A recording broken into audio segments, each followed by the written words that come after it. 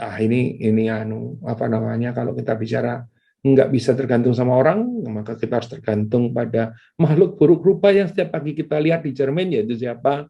Diri kita sendiri.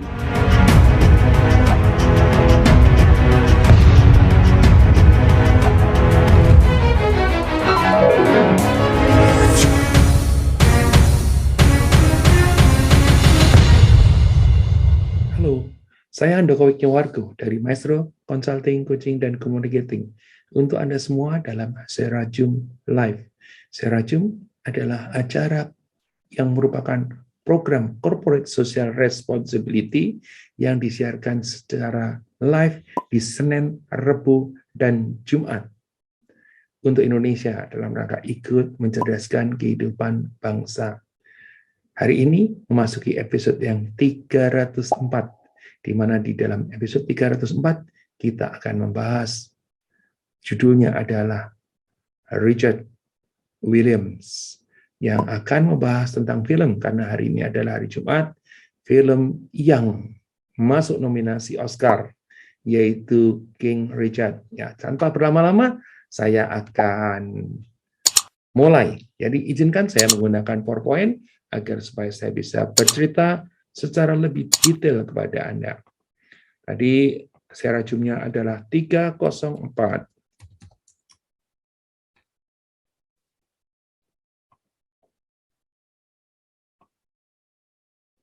Oke, saya masih terlalu kecil. Saya besarkan saya sendiri, segini cukup. Oke, dibesarkan lagi. Cukup ya? Tidak terlalu kecil. Oke, baik teman-teman semua. Apakah Anda suka bermain tenis? Ya, itu pertanyaan pertamanya.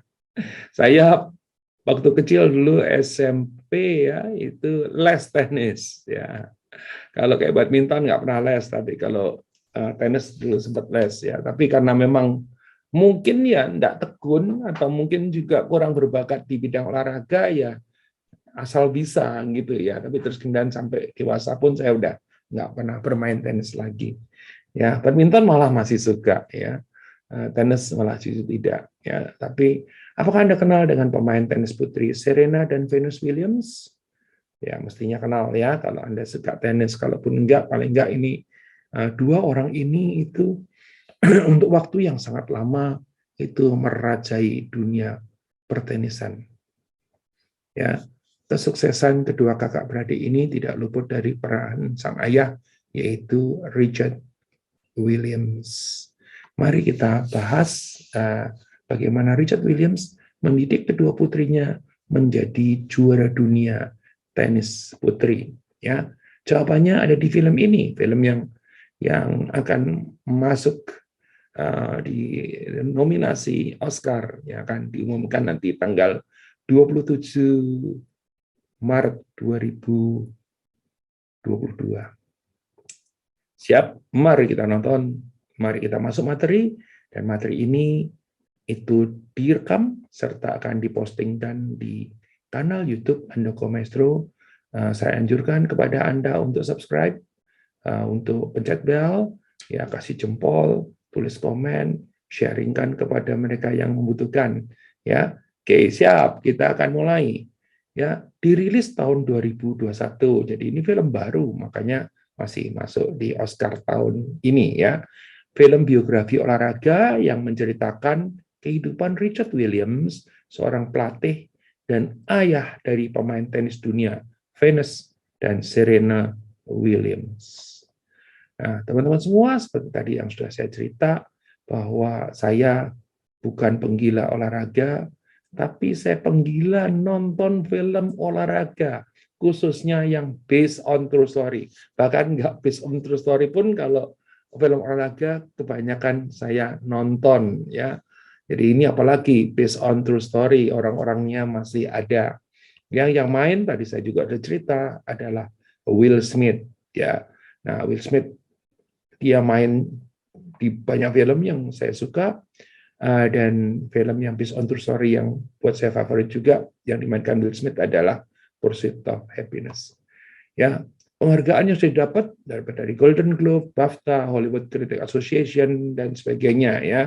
Ini yang sudah dapat, ya, yang sudah dapat. Tetapi ada 29 penghargaan lain. Nah, tetapi kita akan coba lihat yang akan nominasi Oscar ya 2022. Best Performance by an Actor in Leading Role, ya, Will Smith. Ya. Best Motion Picture of the Year, ya, Ups, ya, bisa menang nggak? Nggak tahu nanti. Kita lihat ya tanggal 27 nanti. Best Performance by an Actress in Supporting Role, ya. Ini salah satu anaknya yang main ya. Salah satu pemeran Serena dan Venus itu dari Best Achievement in Film Editing, Best Original Screenplay, Best Achievement in Music written for Motion Pictures, ya. Dan itu kira-kira. Kita coba masuk ke sinopsis. Nanti protes saya kalau ceritanya kedetailan ya. Oke, kita akan mulai. Siap teman-teman semua. Richard Williams dan istrinya Brandy ya tinggal di Compton, California bersama 5 putri mereka. Dari kelima putri tersebut, Richard bertekad menjadikan Venus dan Serena menjadi pemain tenis profesional. Ia bahkan telah mempersiapkan rencana tersebut sebelum Venus dan Serena lahir. Coba bayangkan.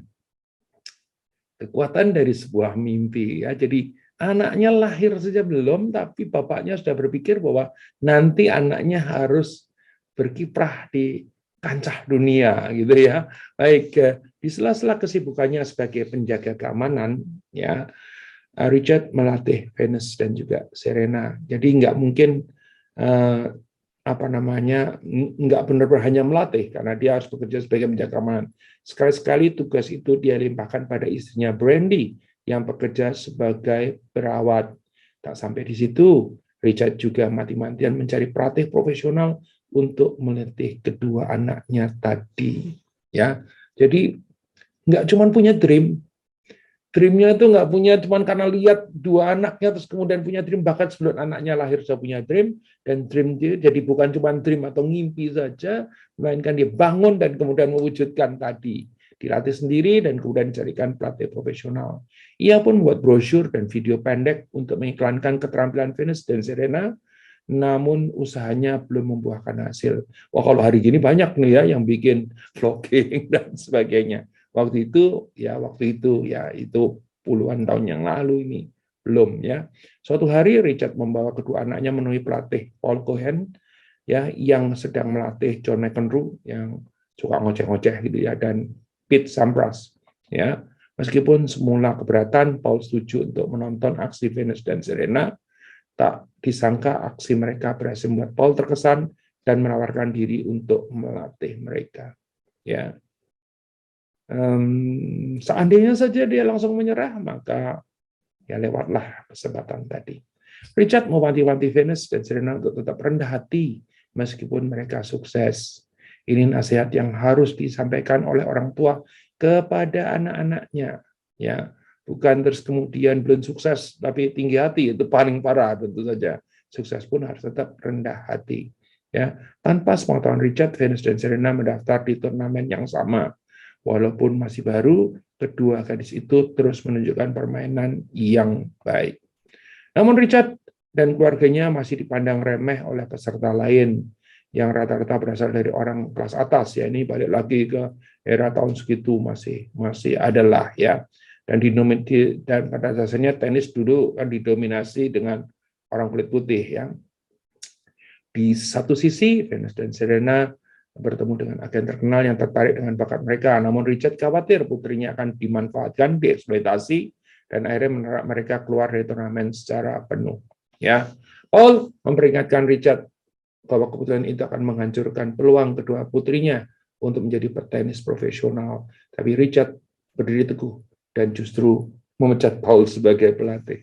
Ya, ini nanti menjadi jalin-menjalin ceritanya ya. Nah, behind the scene-nya dulu. Saya nggak mau ceritain belakangnya, Anda pasti tahu ceritanya apa, orang based on true story. Ini foto aslinya ya daripada Richard Dove Williams Jr. Ya, lahir di Louisiana, ya Amerika di bagian selatan itu.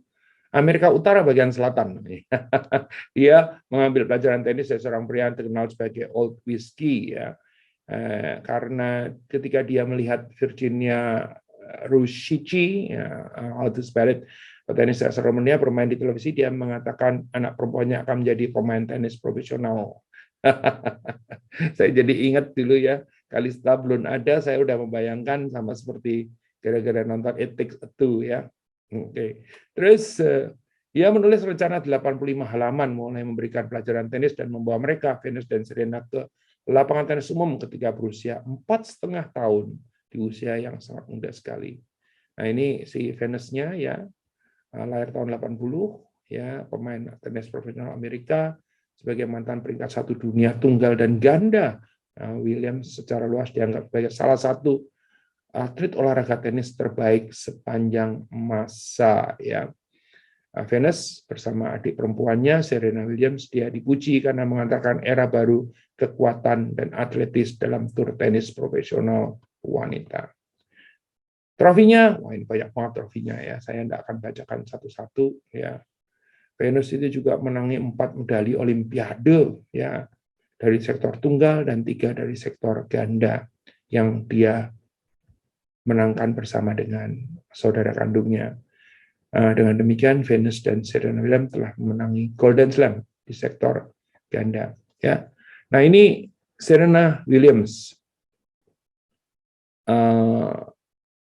selisih umurnya sedikit, ya, pernah dari tunggal profesional, mantan petenis nomor 1 dunia versi WTE, ya, terus kemudian menjuarai 35 gelar Grand Slam yang terdiri dari 23 gelar tunggal, 13 gelar ganda, 2 gelar ganda campuran. Ya ini kalau ngomong ngurutin banyak banget ya, waktu ini materi ini dibuat, saya bilang wow, ini bacainnya nanti isinya daftar doang ya, tapi Anda tahulah ya seperti apa. Dan waktu itu saya bilang coba deh yang klasik itu apa sih? Wimbledon ya, coba kita lihat ya Wimbledon dapatnya apa aja. Nah, Grand Slam dan Golden Slam ini ada apa namanya, ada istilah-istilah ya yang kalau kita enggak di bidang ini mungkin nggak begitu nguasain ya. Nah, kita akan coba lihat yang Wimbledon dulu aja nih ya. Adalah turnamen tenis tertua di dunia yang dianggap sebagai kejuaraan yang paling bergengsi. Ya, dianggap kejuaraan yang paling bergengsi. Diadakan sejak tahun 1877, dimainkan di lapangan rumput terbuka dengan atap yang dapat dibuka di bagian 2 lapangan utama sejak 2019. Ya, nah Wimbledon adalah satu-satu turnamen besar yang masih dimainkan di lapangan rumput yang merupakan lapangan tenis tradisional. Kita coba lihat ya, wow, ini khusus Wimbledon doang ya. Jadi dari tahun 2000 mereka kiprahnya. Ya, jadi kalau tadi lahirnya 80 dan 81 berarti usianya di 20 dan 19 ya. Yang menang hampir dibilang mereka semua nih ya. 2000 Venus, Serena gitu kayak giliran aja gitu ya. Venus lagi, Serena lagi gitu ya. Terus sampai tahun 2010 boleh dibilang hanya 1-2 kali lah ya, yang misalnya kata Maria Sharapova ini ya, yang menarik juga untuk ditonton ya. Terus itu yang terjadi masih di Wimbledon ya, itu ya karena bertambahnya umur tentu saja ya, mereka masih muncul juga di tahun-tahun 2015 sampai periode 2011 sampai 2021 ya, masih muncul juga di 2015-2016 ya. Luar biasa, yang masih muncul adalah Serena 2 kali sempat. Nah, di doublesnya ya, kalau kita melihat yang mungkin yang nggak dimasukkan di sini daftar yang ganda campurannya ya, ini juga mereka sering memenangkan ya, Serena dan Venus ya, tahun 2000, tahun 2002, tahun 2008, 2009, masih ada lagi nggak? Masih ada lagi 2012, masih ada lagi 2016 ya.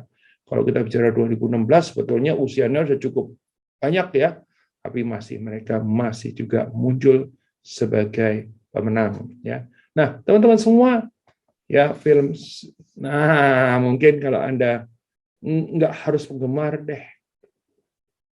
Siapa pemain tenis dunia yang Anda kenal atau yang Anda favorit ya? Tulis di kolom komentar ya. Anda punya favorit siapa gitu ya. Saya punya banyak favorit, biarpun saya bukan pemain tenis, memang bisa karena dulu belajar, tapi nggak pernah benar-benar serius menjadi pemain. Silakan, kalau Anda berkenan, silakan tulis siapa yang Anda kenal atau Anda masih keluar di benak Anda gitu kan. Ya, oke, silakan teman-teman semua.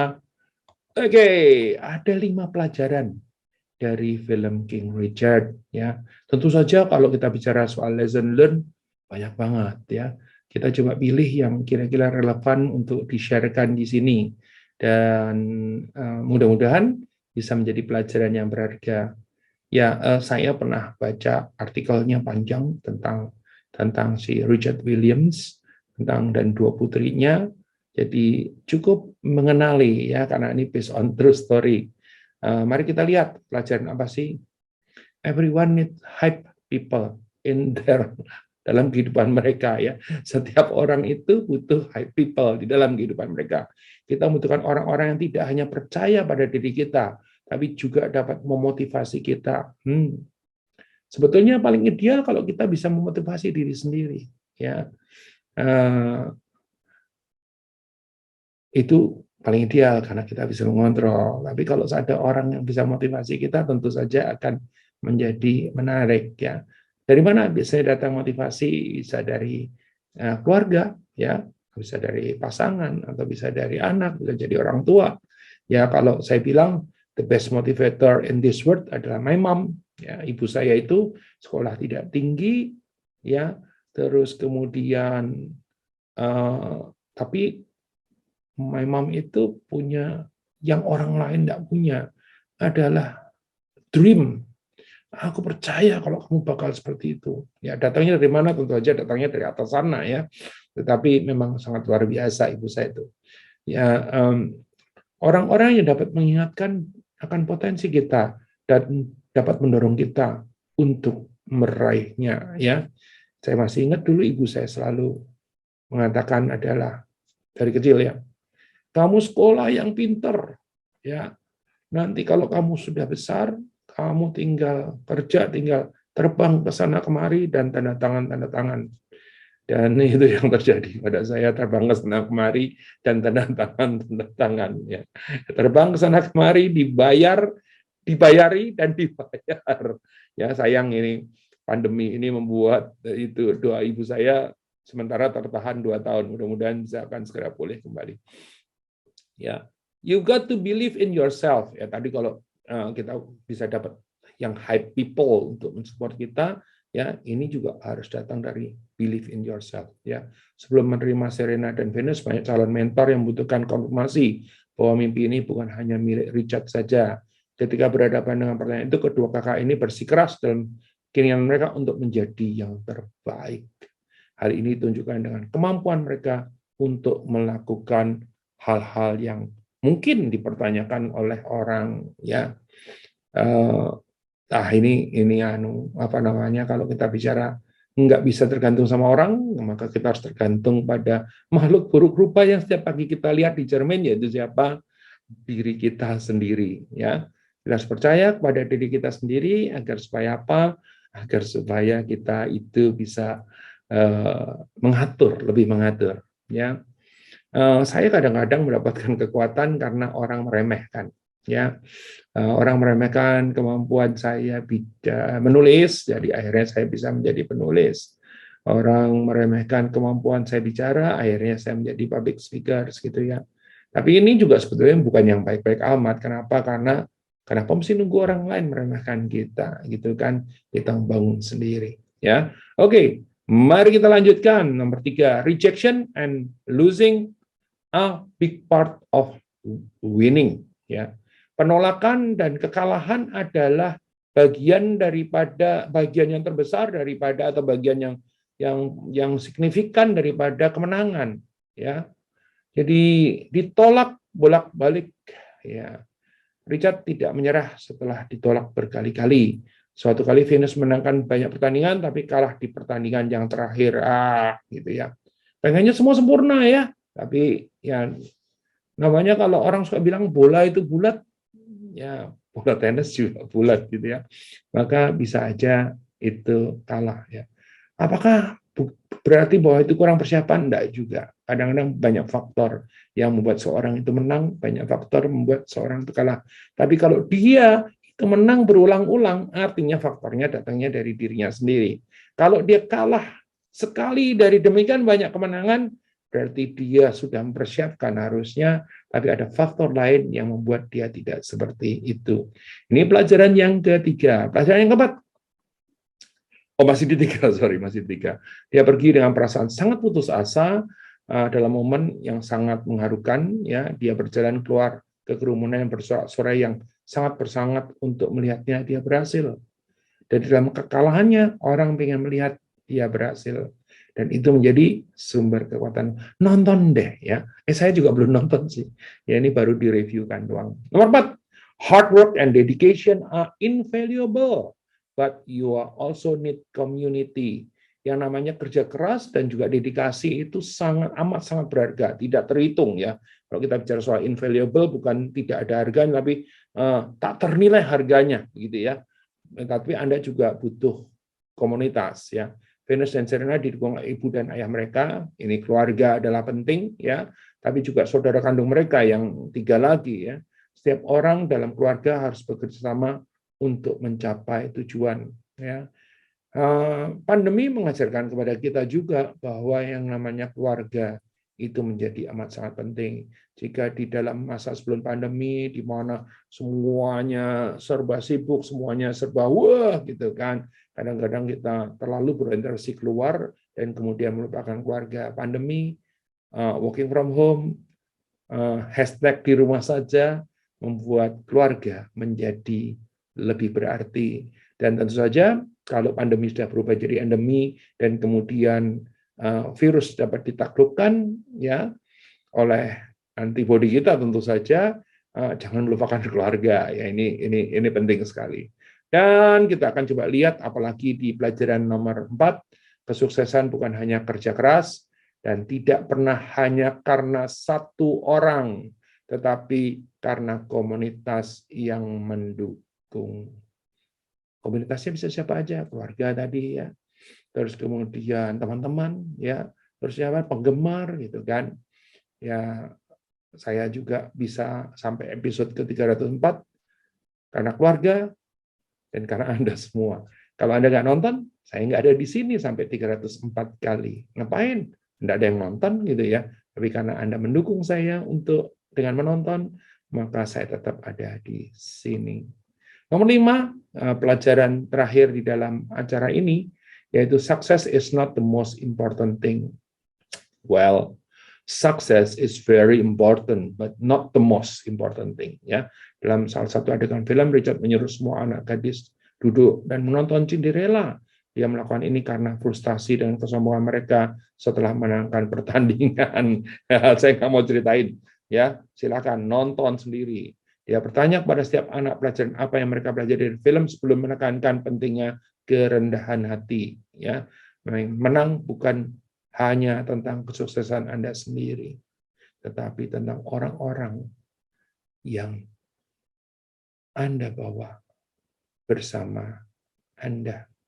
Teman-teman semua, mudah-mudahan film ini memberikan inspirasi. Ya, silakan nonton. Ya, cari di mana bisa nonton. Ya, kalau harus bayar pay-per-view gitu ya. Terus nanti kita lihat ya.